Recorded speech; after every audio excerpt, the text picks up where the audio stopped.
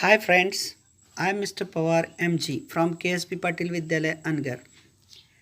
Today we are going to learn the real life experience taken from the life of one and only great scientist Dr. Stephen Hawking.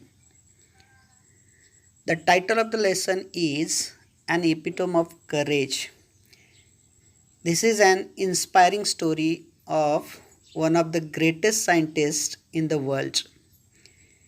In spite of his dreaded disease that made him handicapped, he continued his extraordinary research work with great courage.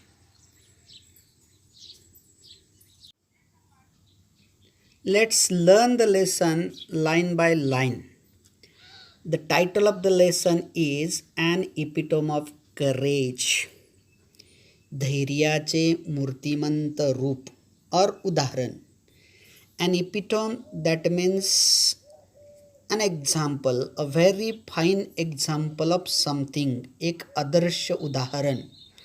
of courage म्हणजे धैर्याचं धाडसाचं. In brackets here is given at the beginning of the lesson introductory passage about the scientist Dr. Stephen Hawking. At firstly we have to learn about that. Here is telling that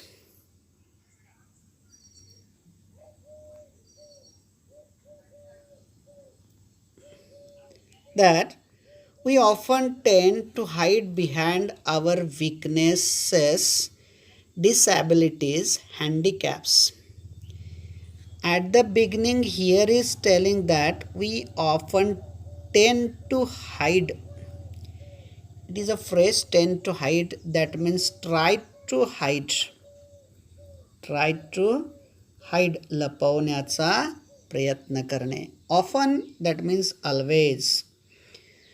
We often tend to hide behind our weaknesses, disabilities and handicaps.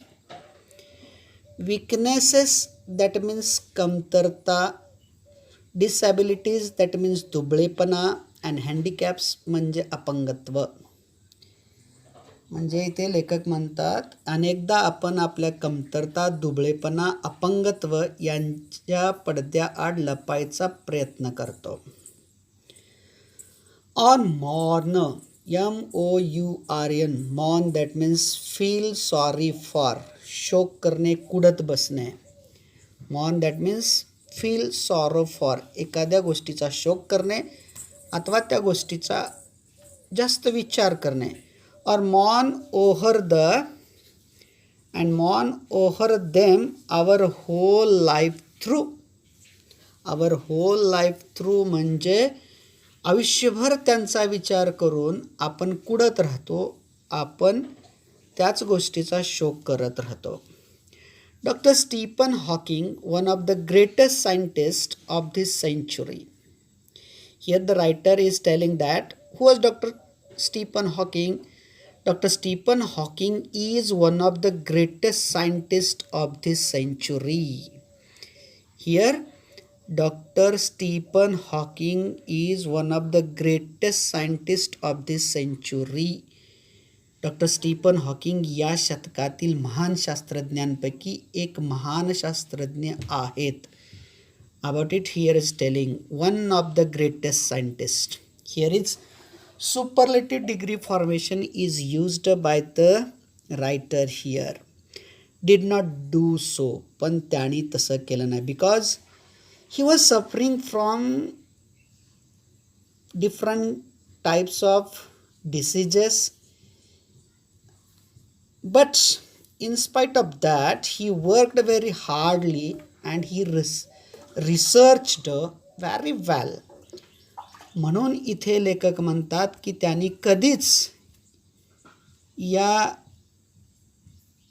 तसे वागले नाहीत, त्यांनी त्या गोष्टींना विचार केला नाही. मग doctor what was he suffering, मग ते कशाच्या यातना भोगत होते. तर in spite of suffering from a very rare and dreaded disease, Dr. Hawking continued his research undaunted. इथे एका अतिदुर्मिळ व भयंकर असाध्य अशा आजाराला तोंड देत त्याने आपले संशोधन कार्य अविरतपणे चालू ठेवलं आहे. Here is telling that in spite of म्हणजे असे असून सुद्धा suffering from very rare and dreaded disease. कशाची यातना भोगत होते? सफरिंग फ्रॉम, यातना भोगणे, very rare and dreaded. Rare that means दुर्मिळ आणि ड्रेडेड म्हणजे भयंकर आजार. Doctor Hawking continued his research undaunted. त्यांनी अविरतपणे त्यांचं संशोधन पुढे चालू ठेवलं. Is exemplary courage should inspire us to do our best even under trying circumstances. Under trying circumstances म्हणजे कसोटीचा प्रसंग, संकटाचा प्रसंग. म्हणजे आपण सुद्धा त्यांचं उदाहरण धैर्याचं आपल्या संकटाच्या परिस्थितीमध्ये त्याची प्रेरणा घेतली पाहिजे आणि आपण तसं जगलं पाहिजे. Because of that this lesson is included into our syllabus. That means while we have to face this type of dreaded circumstances came into our life, on that time we have to face as like Dr. Stephen Hawking, and we have to become successful person in our whole life. About it here is telling, and so that this lesson is given into our syllabus. Let's start our lesson. Exactly 300 years after the death of the great scientist Galileo, Dr. Stephen Hawking was born in Oxford, London on the 8th day of January 1942. Here is telling that exactly, agdi tantotant, 300 years after the death of great scientist Galileo. Galileo या महान शास्त्रज्ञाच्या मृत्यूनंतर बरोबर 300 वर्षांनी doctor Stephen Hawking was born in Oxford. Doctor Stephen हॉकिंगचा Oxford या ठिकाणी जन्म झाला. Where is Oxford? Oxford is in London. On which day? On the 8th day of January 1942. That means on the date of 8th January 1942 he was born at Oxford in London. Little did his parents know that one day their little boy would be hailed as one of the greatest scientists of this century. Little did his parents know that. Little did म्हणजे जराही, थोडंही. His parents know that त्यांच्या पालकांना कल्पना नव्हती. One day their little boy would be hailed. Hailed that means acclaimed. That means गौरवले जाणे, मान सन्मान मिळणे. Hailed, गौरवले जाणे, मान सन्मान मिळवला जाणे.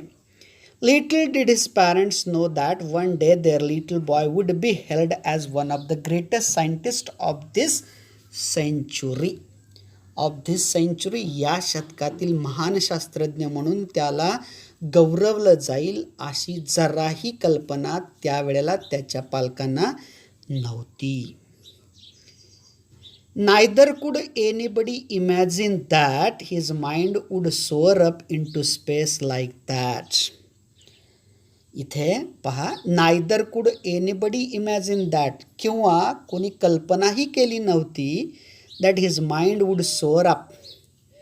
सोअर अप दॅट मीन्स आकाशाला गवसणी घालणे, यशाचे उत्तुंग शिखर गाठणे. His mind would soar up into space like lights. आणि त्याचे मन किंवा तो व्यक्ती एके दिवशी बुद्धीच्या तेजाने असमंत उजळून टाकेल अशी कल्पना देखील कुणी केलेली नव्हती. मोर इम्पॉर्टंटली, अतिशय महत्त्वाचं म्हणजे नन कुड प्रेडिक्ट दॅट. हिअर प्रेडिक्ट म्हणजे भाकीत करणे, भविष्य सांगणे. नन कुड प्रेडिक्ट दॅट, कुणी भाकीतही केलेलं नव्हतं. He would be the very epitome of courage, आणि तो धैर्याचं मूर्तिमंत उदाहरण बनेल असं कोणी भाकीतही केलेलं नव्हतं. Here is one of the sentence, his mind would soar up into space like light. That sentence may come in our exam for convert the following sentence into interrogation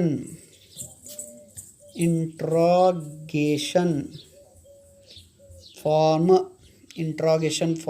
That means प्रश्नार्थक वाक्य, दिलेलं वाक्य बनवा. Which is the sentence? His mind would soar up into space like light. Here, if there is given underline under the any one phrase or any one word, on that time we may prepare WH question. And if there is not given underline under the any one word or any one phrase, on that time we have to prepare yes no type question. There is not telling anyone there is not given anyone underline, so that we have to prepare at firstly yes no type question. What is the sentence? His mind would soar up into space like light. At firstly, we have to find out the modal auxiliary verb from the sentence. And I think here would is modal auxiliary verb into this sentence, so that at firstly we have to write would, W-O-U-L-D. Then subject, would his mind soar up, S-O-A-R, soar up into space like light, and at the end there is a question mark. And if suppose there is given underline under the phrase of into space, and telling that prepare a WH question for getting the underline part as an answer. On that time we have to identify, आपल्याला पहिल्यांदा ओळखून घ्यावं लागेल अधोरेखित केलेला शब्द काय indicate करतो, काय दर्शवतो. आणि into space that indicates the place, हा ठिकाण दर्शवतो. त्यामुळे we have to begin with the WH word, and that is place indicating WH word, and that is the where.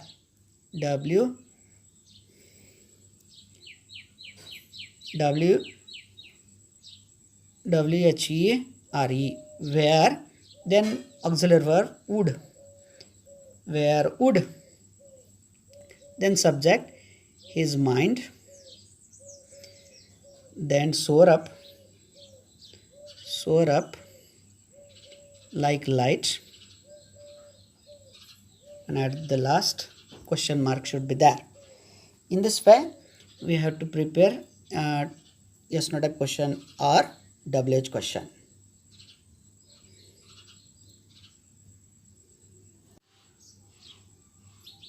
Courage is a wonderful thing. It is that quality which makes people not lose heart when faced with a great calamity. In this passage here is telling about the courage. What is courage? At the beginning line of this passage here is telling that courage is a wonderful thing. Courage is a wonderful thing. म्हणजे धैर्य ही एक विलक्षण गोष्ट आहे, विलक्षण बाब आहे. And that sentence may come in our exam for to make exclamatory sentence. उद्गारवाचक वाक्य बनवा. आणि उद्गारवाचक वाक्य बनवताना आपल्याला माहिती आहे, वाक्यात ए किंवा एन आर्टिकल असेल तर आपण व्हॉटने सुरुवात करतो. वाक्यात ए किंवा एन आर्टिकल नसेल तर हावने सुरुवात करतो. इथे ए आर्टिकल आहे, इथे ए आर्टिकल आहे, म्हणून आपण इथे व्हॉटने सुरुवात करणार आहोत. व्हॉट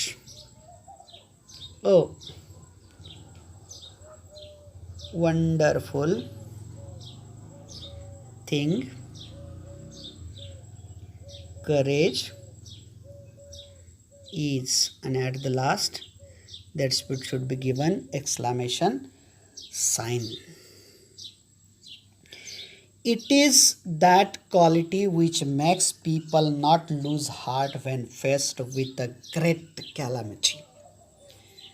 ग्रेट कॅलॅमिटी म्हणजे महान आपत्ती, संकट, भयंकर संकट जरी एखाद्या व्यक्तीच्या जीवनात आलं तरी तो त्याला काय करत नाही, सामोरे जाऊ शकतो, त्यामुळे तो खचून जात नाही. म्हणजे it is that quality which max people not lose heart faced with great calamity. हा गुण अंगी असेल तर मनुष्य महाभयंकर संकटांनाही सामोरे जाऊ शकतो किंवा महाभयंकर संकटालाही तो खचून जाऊ शकत नाही. It would not be an exaggeration to say that Dr. Stephen Hawking, a living legend of cosmology, is the very personification of courage and hope. And here is telling that it would not be an exaggeration. Exaggeration, that means अतिशयोक्ती होणे. It would not be an exaggeration. हे अति होणार नाही. का अति होणार नाही? से दॅट, असं म्हणणं अति होणार नाही. दॅट की doctor Stephen Hawking, a living legend of cosmology. Living legend of cosmology. Here legend, legend that means आख्यायिका. Cosmology is one of the science, विश्वनिर्मितीचं शास्त्र. इथे असं सांगितलं या वाक्यामध्ये, is the very personification of courage and hope. आणि ते करेज आणि होपचे पर्सोनिफिकेशन आहेत. म्हणजे नेमकं काय सांगितले ते आपण पाहूयात. डॉक्टर स्टीफन हॉकिंग विश्वनिर्मितीशास्त्रातील एक आख्यायिका आणि धैर्य व आशावाद यांचे मूर्तिमंत रूप आहेत असे म्हटले तरी अतिशयोक्ती ठरणार नाही, असं या ठिकाणी लेखकाने ठामपणे सांगितलेलं आहे. म्हणजे करेज अँड होप हे खूप महत्त्वाचे शब्द इथे आहेत. धैर्य आणि आशावाद. आपल्या जीवनामध्ये कितीही संकट आली तरी आपण ह्या दोन गोष्टी गमावता कामा नयेत. We have to face each and every difficulty, each in every problem which comes in our life.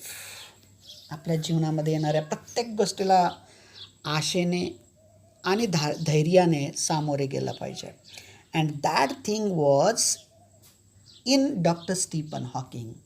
And so that he became very successful scientist in this century in the world.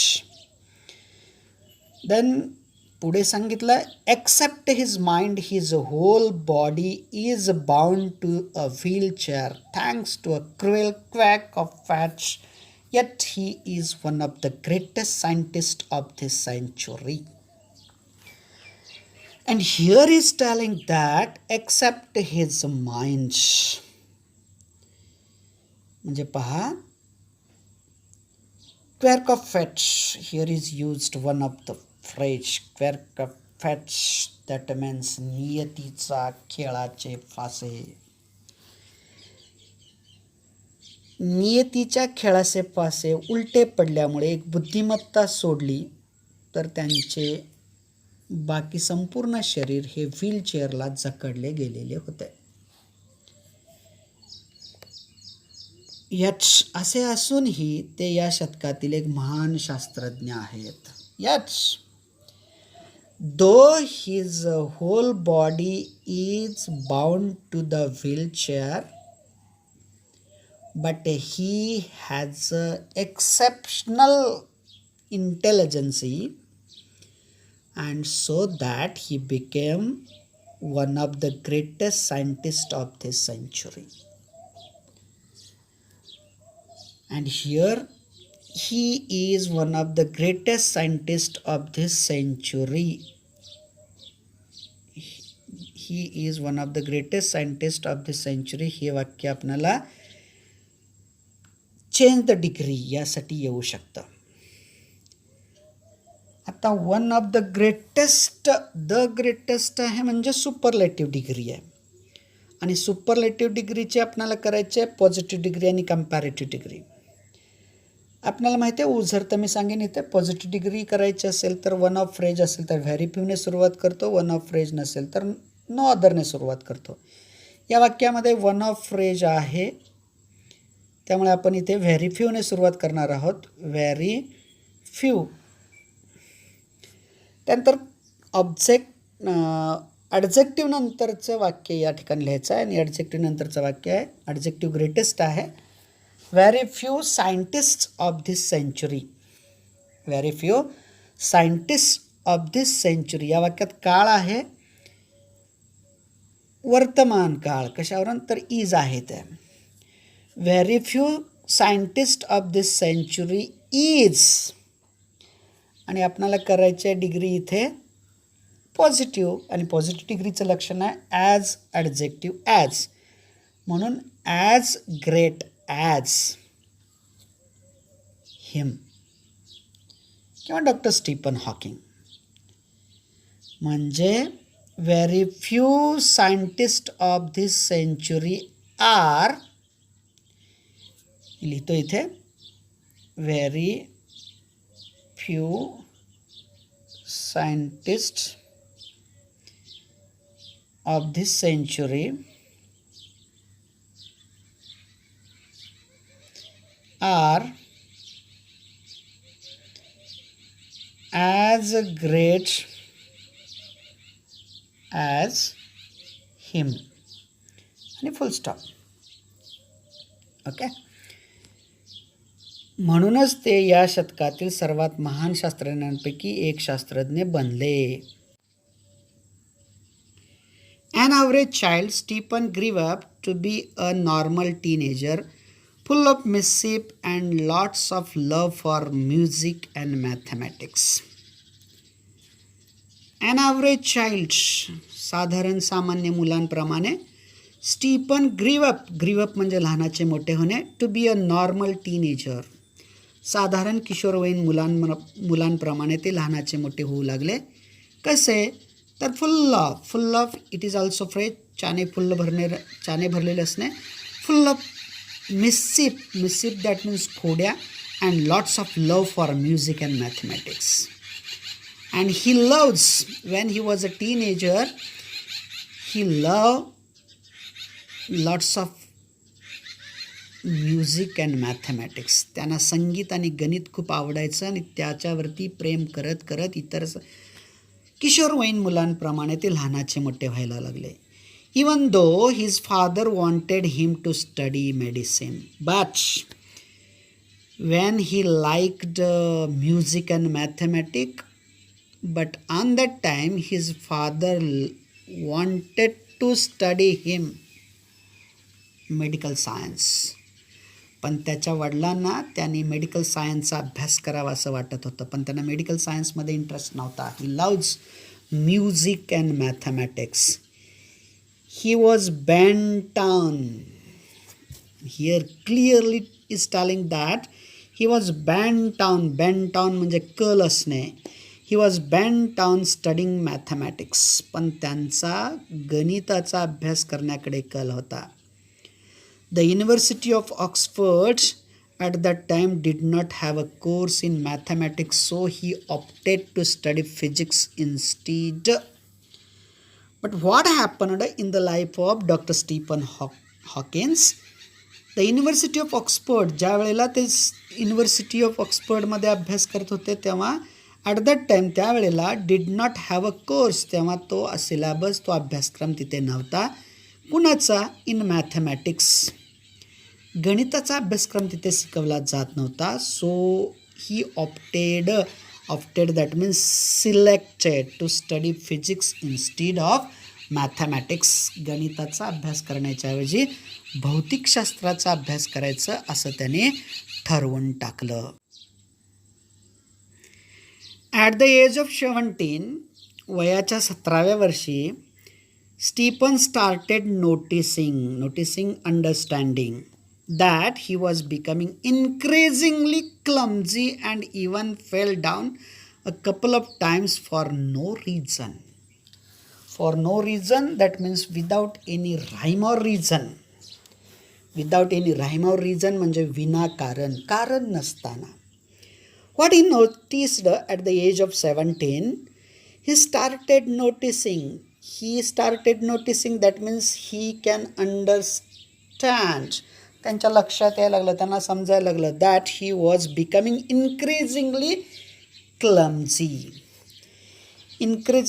Clumsy म्हणजे awkward or incompetent म्हणजे जडत्व येणे, जडपणा येणे. इन्क्रीजिंगली म्हणजे वाढत जाणे, म्हणजे त्यांच्या शरीरामध्ये जडत्व वाढत चालल्यासारखं वाटायला लागलं. And even fell down a couple of times, आणि एकदा दोनदा तर ते चक्कर येऊन पडले देखील. For no reason without any rhyme or reason, काहीच कारण नसताना ते एकदा दोनदा, couple that means twice a time, ते 2 वेळा चक्कर येऊन पडले देखील. This perplexed, full of difficulty or confused, गोंधळलेल्या या परिस्थितीमध्ये, him and he went to see his family doctor. या परिस्थितीमध्ये ते गोंधळून गेले. And he went to see his family doctor, त्यांच्या फॅमिली डॉक्टरला ते भेटायला गेले, त्यांना दाखवायला गेले, चेकअप करायला गेले. हू डायग्नोज्ड, हिअर डायग्नोज्ड म्हणजे निदान करणे, him as suffering from an extremely rare disease. एक अतिशय दुर्मिळ अशा आजाराने ते त्रस्त आहेत असा त्यांचं निदान केलं. And that disease was ALS or LOU, Gehrig's disease that affects the nervous system and eventually weakens all the muscles of the body. And what happened when any one person is suffering from that disease, त्या आजाराने जर एखादा व्यक्ती त्रस्त झाला तर काय त्रास होतो, तर that patient affects the nervous system. या आजारामुळे त्या व्यक्तीच्या नर्वस सिस्टम म्हणजे शरीरातील सर्व स्नायू कमकुवत होतात, शिथिल होतात. And eventually weakens all the muscles of the body. मज्जासंस्थेवरती परिणाम होऊन शरीरातील सर्व स्नायू शिथिल होतात, कमकुवत होतात. म्हणजे at firstly attacks on the patients nervous system. पहिल्यांदा त्याच्या मज्जासंस्थांवरती हल्ला होतो, आक्रमण होतं. And then eventually weakens all the muscles of the body. आणि हळूहळू त्या पेशंटच्या शरीरातील सर्व स्नायू कमकुवत होतात, शिथिल होतात. आणि अशा आजाराने डॉक्टर स्टीफन हॉकिंग त्रस्त झालेले होते.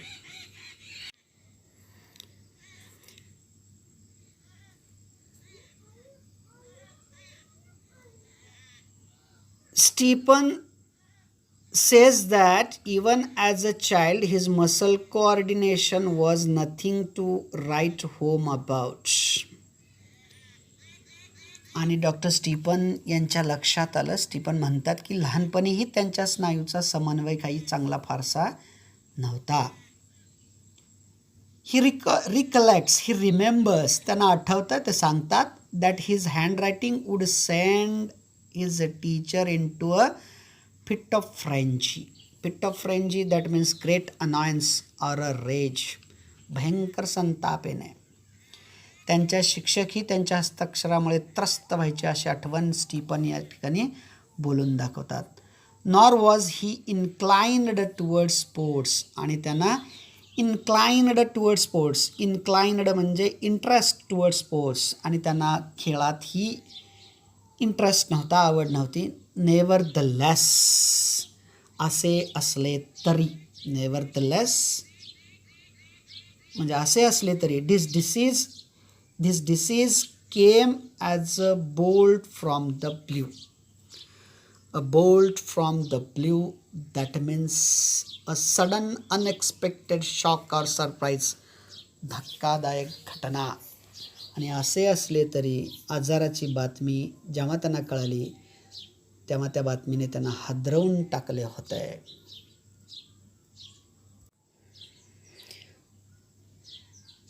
How much time he had left on this planet was very uncertain. या भूतलावर ते किती काळ राहणार होते याची काहीच शाश्वती कोणालाच नव्हती. How much time he had left on this planet was uncertain. Certain या शब्दाला हा प्रिफिक्स लागलेला आहे. लँग्वेज स्टडीमध्ये येणारा शब्द आहे. अनिश्चितता होती.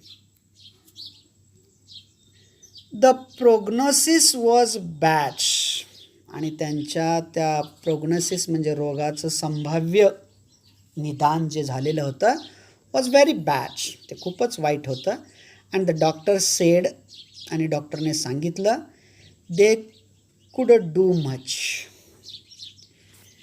दे कुड डू मच म्हणजे डॉक्टरांच्या म्हणण्यानुसार फार काही करता येण्यासारखं नव्हतं. हे पूर्वनिदान खूप वाईट होतं.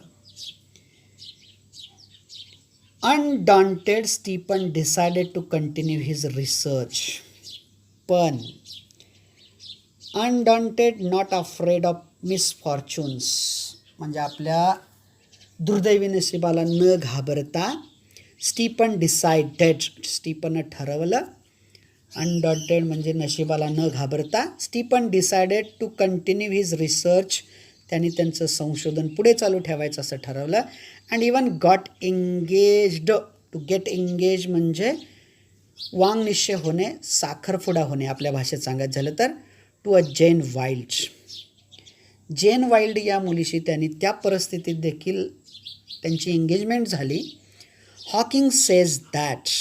आणि इथे हॉकिंग सांगतात की, काय सांगतात डॉक्टर स्टीफन हॉकिंग? आयरॉनिकली म्हणजे उपरोधिक सांगतात. ॲज इट मे साऊंड, कदाचित आपणाला ते उपरोधिक वाटेल. It is at this decimal stage he begin enjoying life the most. म्हणजे माझ्या जीवनातील ती उद्वेगजन्य परिस्थिती होती, पण ती उद्वेगजन्य परिस्थिती, खडतर परिस्थिती मी सगळ्यात आनंदात जगण्याचा त्यावेळेला प्रयत्न केला, नव्हे तर मी जगलो. धिस ही सेज, ते असंही सांगतात, was because he started living life for the moment. आणि सर्वात महत्त्वाचं, हे जगलं हे झालं कामुळे तर he started living for the moment. त्या क्षणाकरिता आपण जगायचा असं त्यांनी ठरवून टाकलेलं होतं. आणि for the moment, living life for the moment. Living life for the moment म्हणजे त्या क्षणाकरता जीवन जगायचं असं त्यांनी ठरवलं. And continued his doctoral research work with renewed vigour. Renewed vigour that means जोमाने त्यांनी त्या डॉक्टरेल संशोधन पुढे चालू ठेवण्याचा निर्णय घेतला आणि त्यांनी पुढे चालू ठेवलं. Okay, we will stop here. The next part, next remainder lesson we will learn into the second part of this lesson. This lesson is about Dr. Stephen Hawking. It is a real life experience taken by the person who was suffering from the very dreaded and very rare disease, and how he became success in his life, though he is suffering from very strange life or strange disease in his life. Okay, thank you for watching my video. We will meet on the next part of this lesson. Okay, thank you. Bye.